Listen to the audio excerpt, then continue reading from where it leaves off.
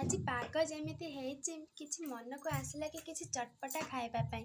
ସାଙ୍ଗେ ସାଙ୍ଗେ ମୁଣ୍ଡକୁ ଆସିଲା କି ପାସ୍ତା ବନେଇଲେ କେମିତି ହୁଅନ୍ତା। ତ ଚାଲନ୍ତୁ ପାସ୍ତା ବନେଇବା। ତ ଏବେ ପାଣି ଫୁଟି ଆସିଲାଣି, ଚାଲନ୍ତୁ ଏଥିରେ ଆମେ ପାସ୍ତା ପକେଇବା। ତ କିଛି ସମୟ ଆକୁ ସିଝିବା ପାଇଁ ଛାଡ଼ିଦେବା।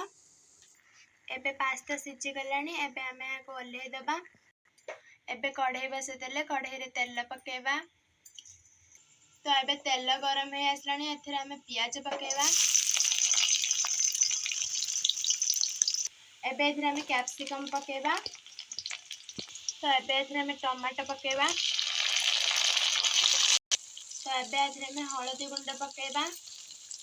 ମୁଁ ଏଥିରେ ଲଙ୍କାଗୁଣ୍ଡ ପକାଉଛି। ଆପଣ ଯଦି ରାଗ ଖାଇବେ ତାହେଲେ ଲଙ୍କାଗୁଣ୍ଡ ପକାଇବେ, ନହେଲେ ପକାଇ ପାରିବେନି।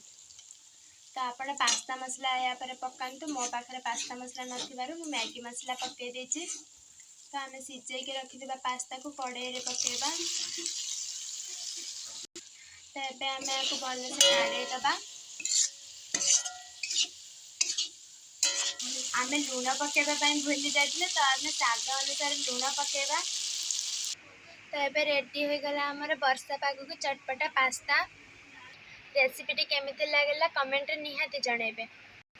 ଯଦି ଭିଡ଼ିଓଟି ଭଲ ଲାଗିଛି ତାହେଲେ ଆମ ଚ୍ୟାନେଲକୁ ଲାଇକ୍ କରନ୍ତୁ, ସେୟାର କରନ୍ତୁ ଆଣ୍ଡ ସବସ୍କ୍ରାଇବ୍ କରନ୍ତୁ।